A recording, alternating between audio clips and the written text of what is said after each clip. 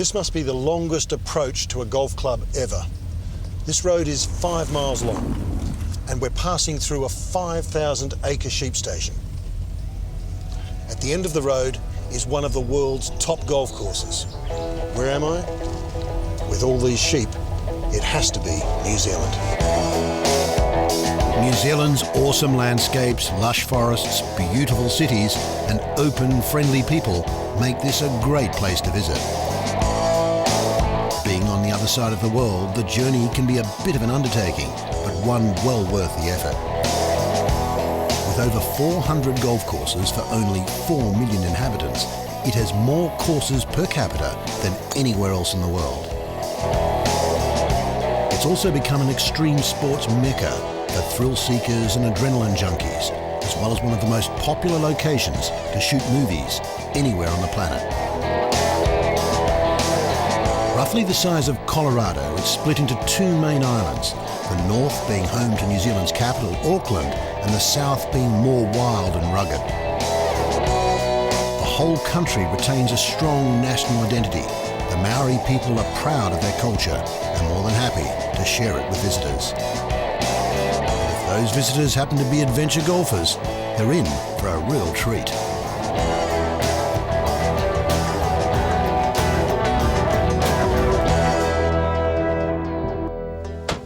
Well, I'm at the end of that 5-mile drive, and this is it, Cape Kidnappers, rated by Golf Magazine number 27 of the world's top 100 courses. And looks like that drive was worth it. Even the clubhouse here is modelled on a sheep station, although I don't think there's ever been one as luxurious as this. Cape Kidnappers is set on top of vertigo-inducing 500-foot cliffs, and was so named on his voyage of discovery by Captain Cook after one of his crew was abducted by local Maori tribes. It's still a pretty deserted place, and playing here you could get the feeling of being on your own private course. At 6,525 metres, this course was designed by one of the hottest golf architects around, Tom Doak, and uses the dramatic contours of the site to full advantage, with some holes set precariously on narrow fingers of land thrusting out into the South Pacific. How's this for a spectacular tee position? My playing partner today is Jeremy Carlson, who was born in the UK and spent 9 years working as a pro in the States before moving to Cape Kidnappers in 2004. So why is the course so highly rated? It's a combination of the destination, the specifics of the landscape and what we actually created a golf course upon. With the course architect, Tom Doak, his theory of golf architecture being a very minimalistic approach with the natural utilisation of the land as it was created. Some of the greens here have humps and borrows that you wouldn't believe. Wow, look at that. I think it's a magnificent golf course and a tremendous asset for New Zealand, for golfers. You know, I've played all over the world and I think this is ranks with anything anywhere in the world. So, plus the benefit of nobody playing it. So. Every hole's different. I think that makes it, you know, makes it worthwhile getting up and coming out and playing on your own even. So, yeah. Continuing the swashbuckling theme, the signature hole at Cape Kidnappers is the 15th, called Pirate's Plank. This 594-metre par 5 monster tests both your straight game and your head for heights, with the green perched precariously on the edge of the cliffs. I can see why they call it Pirate's Plank. It's just a long use of a wonderful plateau of land. 594 metres from the backs.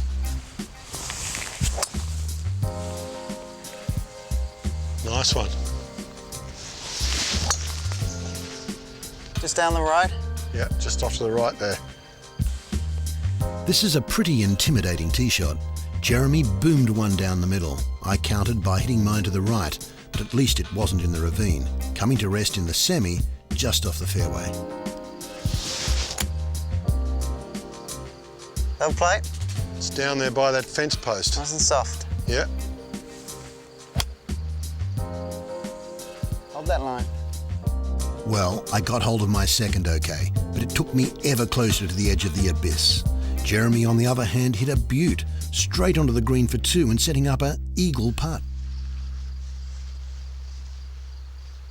I guess that's out of bounds.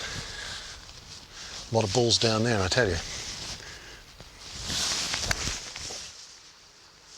Good strike. My third shot found one of the most precarious bunkers I've ever been in, and I've been in a few, I'll tell you. What an incredible place for a bunker.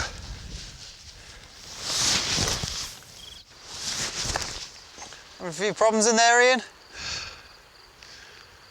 Just, hey, hang on a minute, I might just jump off this cliff, all right? There she goes. Whew. Welcome back to the game. Thanks. Well, it's a beautiful view. I was enjoying it down there. I get a bit fed up playing with these pros, you know. It's enough to give you an inferiority complex. That's why you're the pro, right? Whilst after my fun and games in the sand, I end up with a 7 even after holding a 12-footer. What an incredible position for a golf course. Normally in a place like this, the hillsides would be spoilt by real estate developments. But this is New Zealand, the end of the world. It's like having your own personal golf course in a truly spectacular setting. And I'm told that it's tradition here to hit your ball from this elevated tee position into Hawke's Bay. So here goes.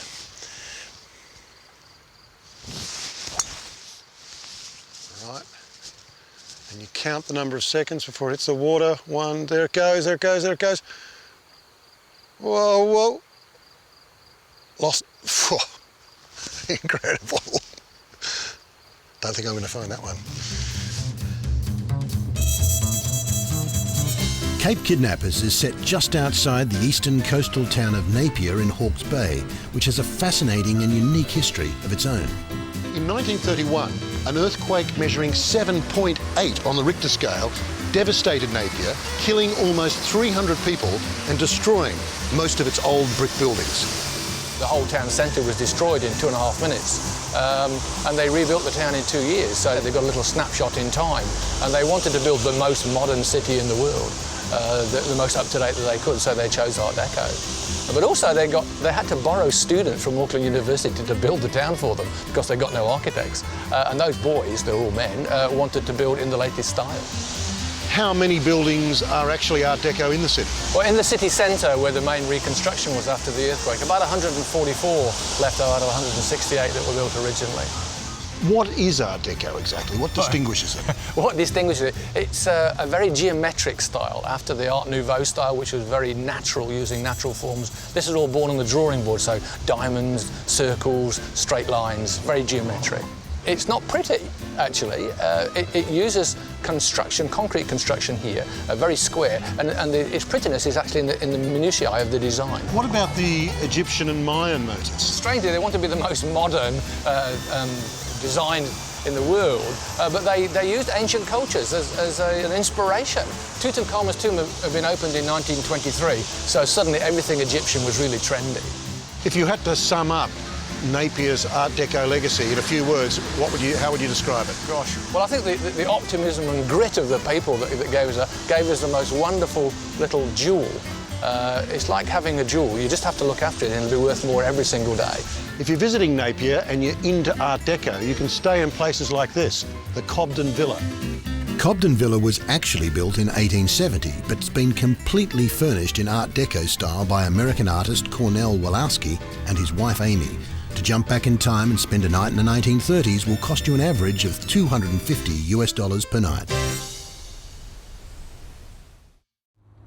The Hawke's Bay region of New Zealand is world famous for its boutique wineries, so whilst I'm here it would be rude not to check them out. This is supposed to be one of the best, Tiawa, just outside Napier. My director told me that I'd be really getting into the wines here, but this wasn't what I had in mind. Grape treading? I was shown how by head vintner Jenny Dobson. Is this common to boutique wineries? Maybe to boutique wineries with special parcels of grapes, but on a large commercial scale, no, it's not a common. You have machines that have replaced the feet. And what kind of grapes are these? These are Merlot, and they're one of our most special parts of the vineyard. Yeah, they feel like Merlot. Yeah, definitely Merlot. I thought they could have been Cab Sav, but in fact they're Merlot.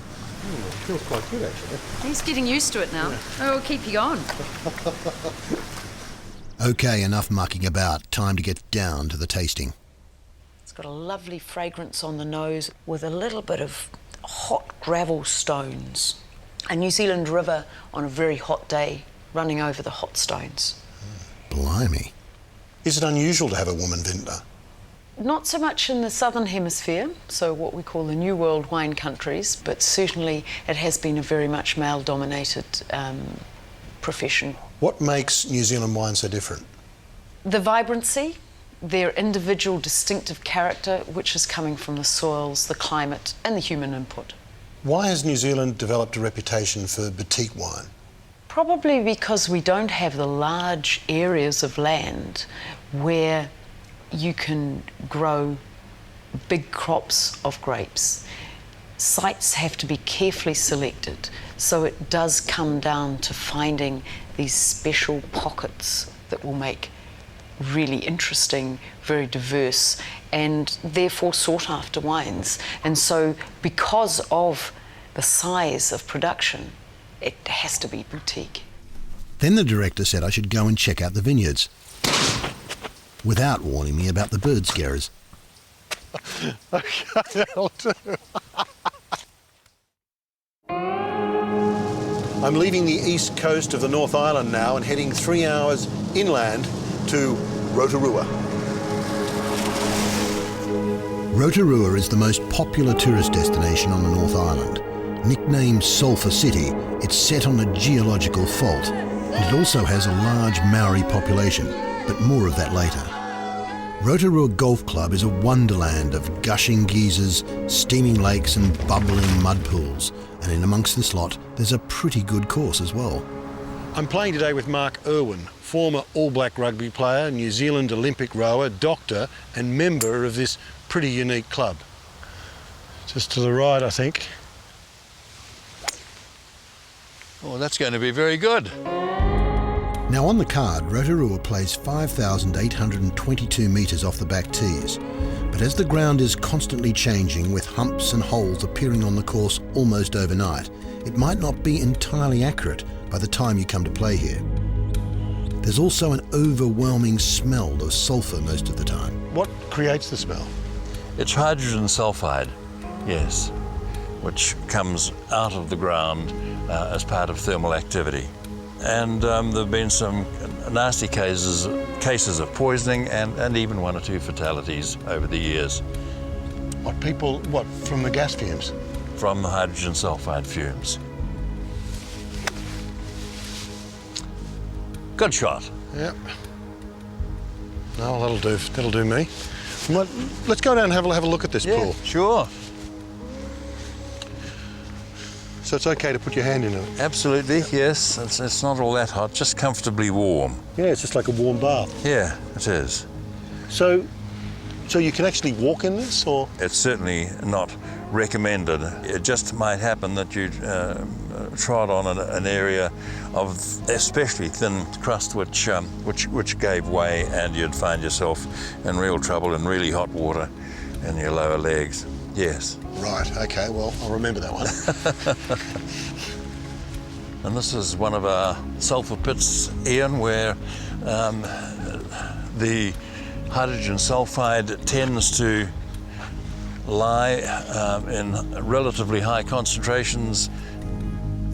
But is it dangerous? The greenkeepers will say that when they walk through here first thing in the morning from time to time, even now, they find dead bird and animal life, rats, possums, birds, yes. It's strong, it's like someone's let one off or something, isn't it? Yes, yes. Right, we should get out of here then. The thing about playing Rotorua is that you never quite know what kind of hazard you're going to find yourself in next.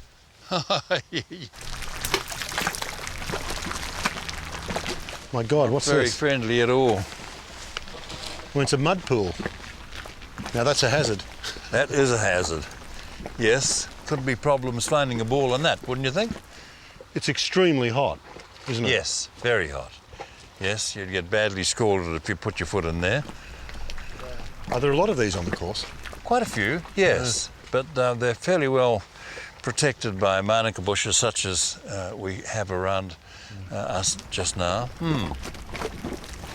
So I could possibly have a mud bath in here, but not. I'm going to have to drop a ball, aren't I? You do that.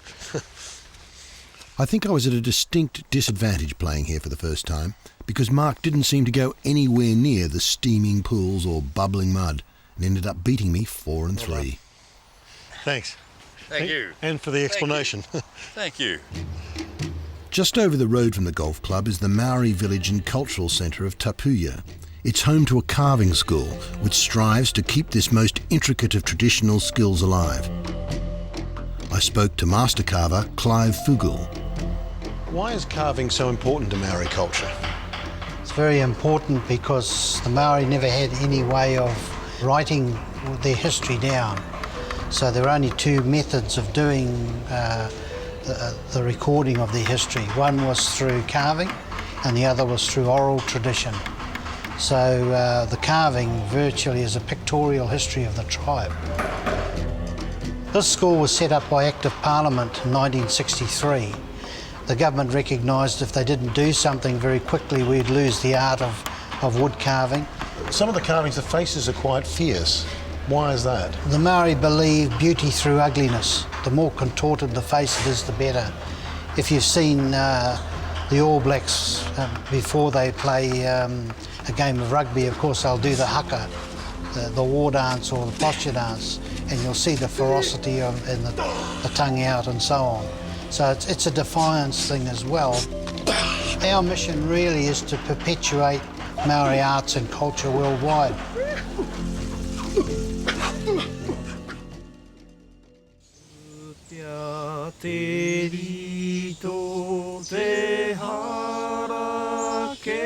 Another integral part of Maori culture, and one well worth checking out whilst on the North Island, are the majestic kauri trees north of Auckland.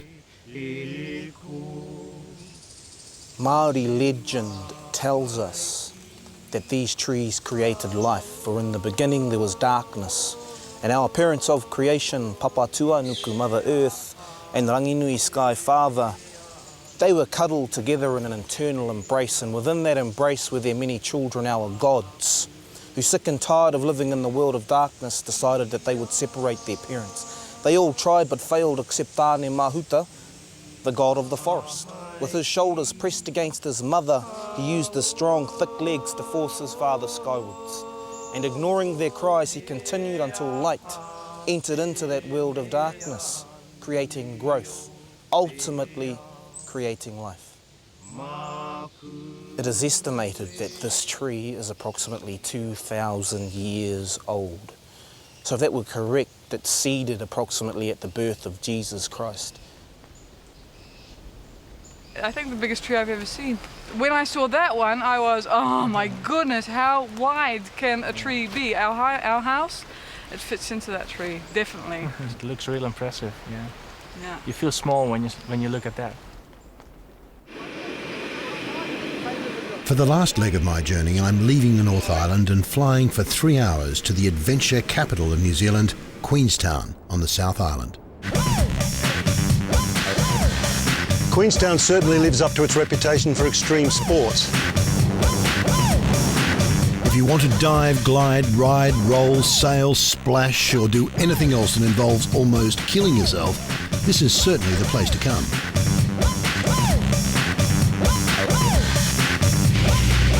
I decided to take a Dart River Safari, which starts with a 70-minute blast on this jet boat up into the mountains, which were used for a lot of the Lord of the Rings locations.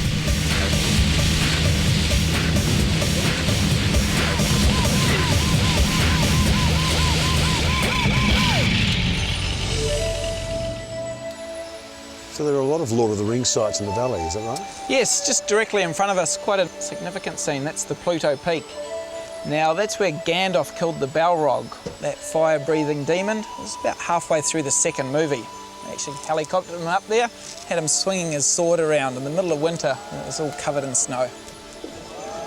Then it's into the canoes for a paddle in these spectacular glacial waters. Wow, this is incredible. Yeah, this is the Rockburn Chasm. It was actually created by an earthquake about 8,000 years ago, tearing the earth apart. And you can see as the water's slowly made its way down over time, It's created this lovely chasm.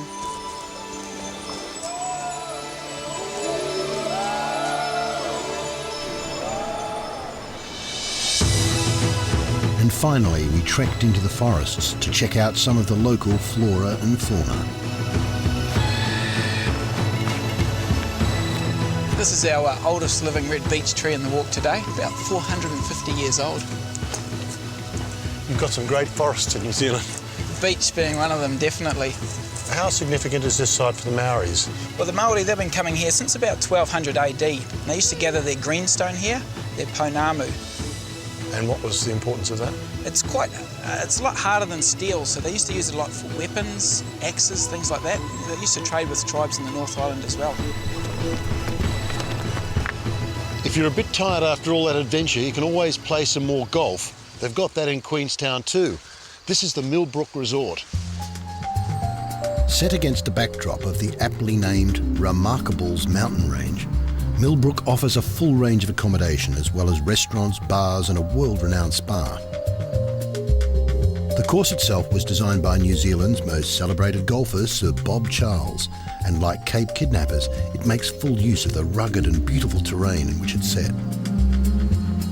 We've been coming back for 12 years to play golf, and the minute we leave, we wait till we can come back again. And it's just absolutely beautiful. I mean, the colors of the waters from the glaciers is just unbelievable. Compared to the States, the courses in the States, it's more natural and with great views around the courses. So you can enjoy the views while you're playing golf. And the price here is very reasonable in New Zealand, I think. Value for money, clean air, very nice golf courses, but Mother Nature at its best. I'm playing Millbrook with Ben Galley, who's the club pro here and was New Zealand amateur champion before spending 4 years on the pro tour. Nice work. Tell me a bit about the course. The whole resort is actually owned by Japanese, Mr. and Mrs. Ishii. Nice. What do people find so attractive about the course? I think just the whole experience. You know, the course as a whole, it's a resort course, big fairways, big greens, and you know, just the beautiful surroundings. In the winter, you can ski and play golf the same day. You know, it's just a mix of everything, and it's, you know, like a little gem in New Zealand Crown. All the holes here are beautiful, but possibly the best is the par 5 fifth. It's a dogleg to the right with water and bunkers down the right and a 45-metre long narrow green protected by bunkers and trees. Ben reckons it's reachable in 2 with a good drive, but we'll see.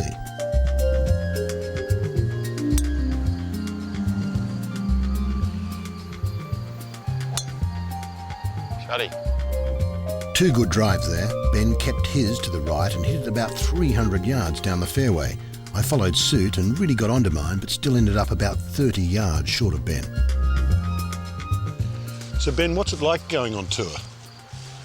You know, it can get very tough. You know, it's a performance-based sport, so, you know, 150 people tee it up each week and only 60 get paid. So, you know, some guys can make 0 money for the year, and that doesn't make you want to come back for more. It's actually costing you money to play.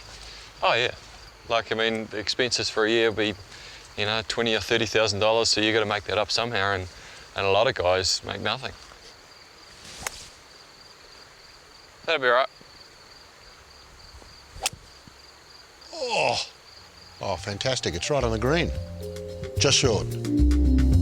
I skinnied mine a bit, but kept it on the fairway and left it about 70 metres short of the green.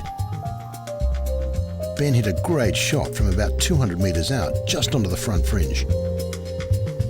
So what tour were you on? I was on the Canadian tour the last 3 years, and I've played on the Australasian tour also. So what's your ambition? I'm thinking about going to Asia next year just because there's great money and it's really developing as a tour. And then obviously going to the bigger tours like the PGA Tour. I don't think I'm going on any tour with a shot like that. And then it happened again. I end up with a very respectable par on what is a difficult hole, only to be beaten by a birdie. A little firm. Ugh, too strong. I think I'm going to stop playing with these pros. Well done. Thank you. Okay, so... I'll be generous, I'll give you that. Thank you. Thanks for the game. If you're planning on golf in New Zealand, remember the weather can be changeable, but it's the sunny side of the New Zealanders that always shines through. This is a land of spectacular locations and very few people. So if you're after unhurried golf in pristine locations where you can almost have the course to yourself, maybe you should try this great country, New Zealand. See you next time.